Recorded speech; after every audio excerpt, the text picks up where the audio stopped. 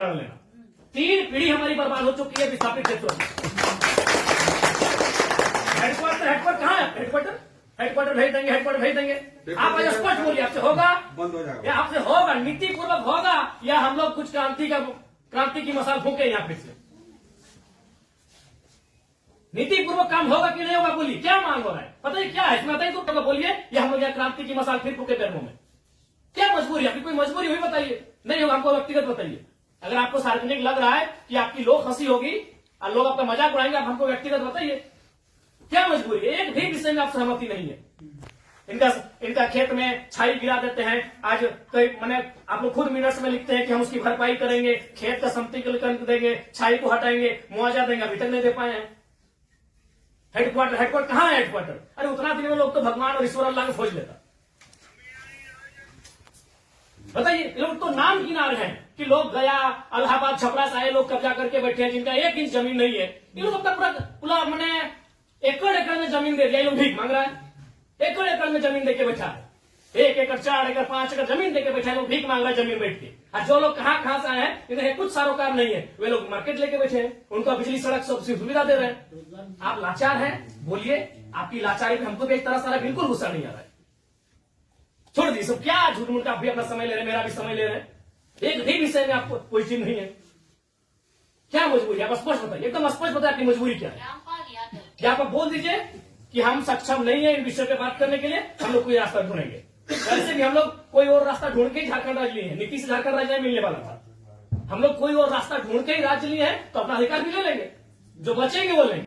ऐसा है कुछ ऐसा हमारा अगर है तो आपसे नहीं लड़ेंगे। हम सदा यही बात को रखेंगे। आपसे नहीं लड़ेंगे। अगर आप सुनिए बहुत देर से आप सुने और आपका जो भी आपका तर्क है बहुत उदासीन तर्क है। आप किसी भी तर्क में रैयत के पक्ष में नहीं दिख रहे हैं।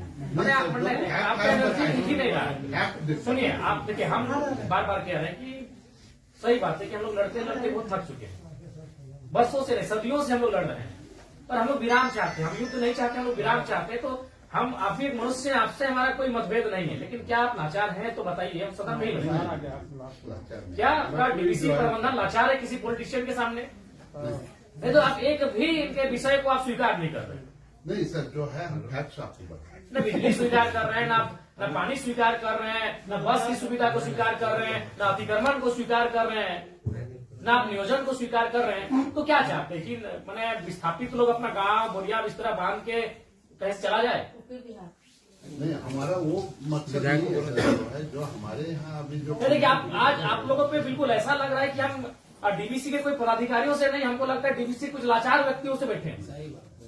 आप लोग भी अपने भाई बात, आज आप ऑटोमेटिकली जयराम महतो जब विधायक नहीं था तो हमको पदाधिकारी पे गुस्सा लगता था, लेकिन आज आप लोगों पे दया लग रहा है। कहीं आप लोग भी तो लाचार नहीं है। सिर्फ आज हमको नहीं, आज हमको ना टेबल पटकने का मन कर रहा है, ना आपसे हमको गुस्से में बात करने का मन कर रहा है। हमें आप पे दया लग रहा है। क्या आपकी मजबूरी क्या है? एकदम आप लोग मजबूर लग रहे हैं। इतने बड़े बड़े पदाधिकारी जो मतलब अगर हम इसको अगर पुलिस मैंने प्रशासन से जोड़े तो आप लोग डीसी और एसपी रैंक के पदाधिकारी हैं। आप लोग एकदम लाचार लग रहे हैं वो अंगूठा छाप नेताओं के सामने। क्या हमने बता दी, खुल के बता दीजिए। बिल्कुल हमें आपसे लड़ने का कोई शौक नहीं है। आज सच बोल रहे हैं, आज हमको आप पे एग्रेशन नहीं, एकदम आज आप पे हमको दया लग रहा है कि आप लोग लाचार हैं। नहीं तो एक भी स्टेटमेंट, क्योंकि हम मरना होगा। हमें एक कम से कम अगर हम लोग 10 लोग लड़ने जाते हैं तो 3-4 को मरना होगा। जो बचेंगे वो जिएंगे। यही हमारा राज्य बनाने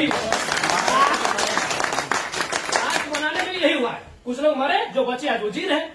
तो हक की बात में कुछ लोग मरेंगे, हमारा सर कटेंगे, जो बचेंगे वे लोग देखेंगे। नहीं, आप स्पष्ट कीजिए, आपका नीति ये बहुत देखिए। तब से हम सुन रहे थे, स्पष्ट कीजिए कि आपसे होगा कि नहीं होगा। टेक्नो दादा, हम लोग 6 साल से घुमा रहे हैं। लाचार प्रतीत हो रहे हैं। ऐसा लग रहा है कोई आपको घर में बैठ के चला रहा है। ऐसा लग रहा है कि आप रोबोट बन के बैठे हैं। आप पदाधिकारी नहीं है, आप डीवीसी के पदाधिकारी नहीं, आप रोबोट हैं। देखो, बिल्कुल आपसे कोई सदना, हमें आपसे लड़ना भी नहीं है। कितना लड़ेंगे? सदियों से लड़ रहे हैं। अपना जमीन देके हम लड़ेंगे, अपना जमीन हम लोग देके हम लड़ेंगे। सबने वैसे आप लोग महिलाओं को लात मार के भगा दे रहे हैं। भाई गजब, मानवता का कोई मुनाफा सबसे बड़ा चीज मुनाफा है, कहीं मानवता नहीं है। आप एक गिलास पानी पीजिए महोदय और ठंडा होकर बोलिए कि आप सक्षम है कि नहीं है। बिल्कुल आपको दोष नहीं देंगे, बल्कि आप फले फूले ये दुआ देंगे और आज हम लोग कोई दूसरा रास्ता अपनाएंगे। नहीं देखिए सर, नहीं इसमें जो है आप लोग, अब हम लोग भी वही कब्जा कराएंगे जहाँ कब्जाधारी है। बस बस हम लोग भी वही बिजली का तार लगाएंगे जहाँ गलत तरीके चल रहा है। हम भी उसी क्वार्टर का कब्जा करेंगे जहाँ कोई कब्जा करके बैठा है। बहुत गलत नहीं, अब गलत आप लोग कर रहे हैं, पता है, आप खुद स्वीकार कर रहे हैं अनऑथोराइज है। तो अनऑथोराइज लोग कैसे फल फूल रहे हैं?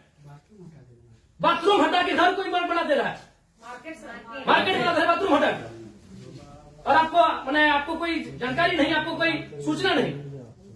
महोदय समय मत गवाइए, सब दिहाड़ी काम करने वाले लोग हैं, दिन में कहीं खटते कमाते हैं तो रात को चूल्हा जलता है। समय मत गवाइए, आप बोल दीजिए कि हमारे अधिकार क्षेत्र से ये विषय बाहर है, आपको जो करना है कर लीजिए, ये कर लेंगे। अगर इनमें सामर्थ्य है, इनमें जान है, इनमें क्षमता है, कर लेंगे, और नहीं तो गुलामी स्वीकार करेंगे। आजादी और गुलामी दो ही तो चीज है। अपना खेत खलिहान देख के भी गुलामी स्वीकार करें, बता देने आप एकदम, आपसे कोई सतुर, आराम से ठंडा पानी पीजिए, बिस्किट है आपके टेबल में खाइए, और एकदम ईमानदारी से दिल पे हाथ रख के कह दीजिए कि आपसे होगा कि नहीं होगा, और होगा तो कौन सा काम होगा, और नहीं होगा तो एकदम स्पष्ट बोलिए। कोई और रास्ता हम लोग देखेंगे। मांगे कि हम हिस्सेदारी मांगे, अरे मांगा क्या, बस का सुविधा है वो मांगा। एगो बोला बिजली चाहिए, पानी चाहिए, 3-4 को मुद्दा, और वो कोई टेक्नो कंपनी आया है वहां एक परसेंटेज में रैयत अपना हक मांग रहा है। टेक्नो को बैठाइए, आप गार्जियनशिप रहिए, रैयत रहेंगे, टेक्नो रहेगी और बातचीत होगी। और उसके बाद भी आप पे कोई दबाव है, बोल दीजिए, क्योंकि अगर इतने बड़े पदाधिकारी अगर सक्षम नहीं है समस्या का समाधान करने के लिए, तो झारखंड में कोई दूसरा रास्ता अपनाना ही होगा। और अगर आज ये जल्दी अपना लेते हैं तो अच्छा है, तो 20 साल बाद इनके पास कुछ बचेगा भी नहीं। ये अगर अभी अपना लेते हैं तो अच्छा है, जो भी रास्ता होगा कोई दूसरा रास्ता इन्हें अपनाना होगा। अब आज जैसे सक्षम पदाधिकारी अगर नहीं है, उनके समस्या का समाधान कर पाने में समर्थ नहीं है, तो कहां जाएंगे? बताइए, काम देने का आपको समय देंगे एक बार फिर से बोलिए, लेकिन उस समय से फिर एक दिन बाहर नहीं जाएंगे।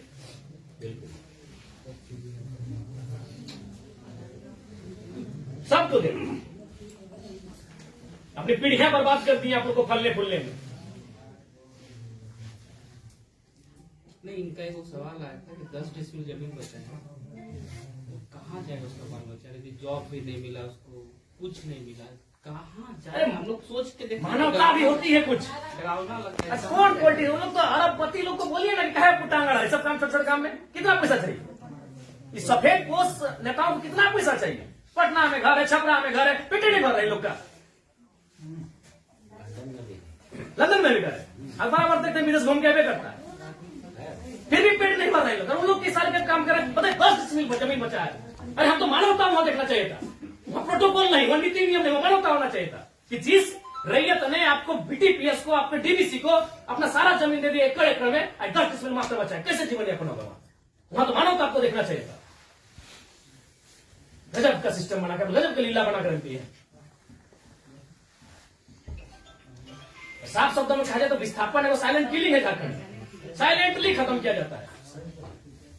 एक ऐसा मर्डर है जिसका कोई ना अखबार में चर्चा हो पाता है, ना कोई सरकार के दरबार में चर्चा हो पाता है। साइलेंट मर्डर है विस्थापन, साइलेंटली मारा जाता है, एकदम पीढ़ी से पीढ़ी बर्बाद किया जाता है। बोलिए, आप सक्षम पदाधिकारी हैं, योग्य पदाधिकारी हैं, आप में सामर्थ्य है, स्पष्ट शब्दों में कहिए क्या निष्कर्ष हम निकालते हैं। और बिल्कुल अपने अपने विवेक से और अपने अधिकार क्षेत्र का प्रयोग करके, वो नेताजी को इधर उधर टेलीफोन करके नहीं। हमारा जो हेडक्वार्टर पर जो आपके जो ये पॉइंट्स है, हम ये करके चर्चा करते हैं उनको। कितना दिन महोदय? हेडक्वार्टर में जो है हम लोग बातचीत करके इसको जो है बातचीत करते करते हमारी कई पीढ़ी बर्बाद हो गई। हम अंतिम सांसें गिन रहे हैं। उनसे बातचीत करके हेडक्वार्टर का जो सीनियर ऑफिसर है उनको अवगत कराते हुए हमको उनका समय लेके आते हैं, तो हमारे यहाँ का लेवल पर रहता तो आपसे जो है हम टाइम दे दें। कितना महोदय? फिर भी अनुमान, हम लोग तो कोशिश करेंगे जितना जल्दी इसको। फिर भी एक समय सीमा है, जनवरी का आधा, जनवरी का लास्ट, फरवरी का स्टार्ट। हर महीना में बहुत लंबा टाइम। 15 दिन लगेगा सर, चल जाता है क्वार्टर। 26 जनवरी भारत एक गणतांत्रिक देश के रूप में सामने आया था। 26 जनवरी आप एक मिनट्स अभी तैयार कर दीजिए और इस मिनट्स को एक आप कॉपी अपने पास रखिए, एक कॉपी इनको दे दीजिए। और 26 जनवरी एक पर्याप्त समय है। आप उस दिन के बाद से रैयत उस दिन तिरंगे को सलामी देते हुए एक नई प्रेरणा और प्रण लेने का काम करेंगे। यदि आप फेलियर होते हैं तो 26 जनवरी ये तय सीमा कीजिए। उसके बोलिए आपको क्या कैसा हम बात करते जो है हेडक्वार्टर मेरा यहाँ से होता विधायक जी से बात करेंगे जय मंगल सिंह से। क्या लिखा है? बिजली चाहिए, सड़क चाहिए, पानी चाहिए, आउटसोर्सिंग में रोजगार चाहिए। इसमें आप एक भी विषय में आप पॉजिटिव नहीं है, एक भी विषय में आप पॉजिटिव नहीं है। तो आपसे नीतिपूर्वक होगा कि नहीं महोदय? आपसे कोई शत्रुता नहीं है। आप भी किसी के पिता है, किसी के भाई है, हमें आपसे कोई शत्रुता नहीं है। आपसे होगा कि नहीं आप स्वीकार नहीं कर पा रहे हैं। बिजली पानी सड़क क्या मांग रहे हैं? नहीं जो ना ये लोग रैक मांग रहे हैं, ना टेंडर मांग रहे हैं, ना आउटसोर्सिंग एजेंसी में अपना कुछ नहीं मांग रहे। बताइए, आपने एकदम स्पष्ट बोलिए, आपसे कोई लड़ने का हमारा इरादा नहीं है कि आप सक्षम हैं कि नहीं है, कि हम लोग अन्य तरीके से लड़ाई को लड़ लें। देखिए, बर्बाद तो होना है, झारखंडियों का अपने राज्य में बर्बाद होना ये तो तय है। आप एकदम खुल के बोल दीजिए कि आपकी जो भी समस्या हम सुने, हम सक्षम नहीं है। अगर सक्षम भी है तो हमें प्रेशर ऊपर का हम नहीं कर रहे। नहीं, देखिए महोदय, आपके जो डिमांड है हम हेडक्वार्टर भेज देंगे। कब क्या हेडक्वार्टर? आज सुनिए, दादाजी मर गए, जमीन का मुआवजा और नियोजन की लड़ाई लड़ते लड़ते पिताजी अंतिम पड़ाव में है और बेटा को ही बोल के जाएंगे बेटा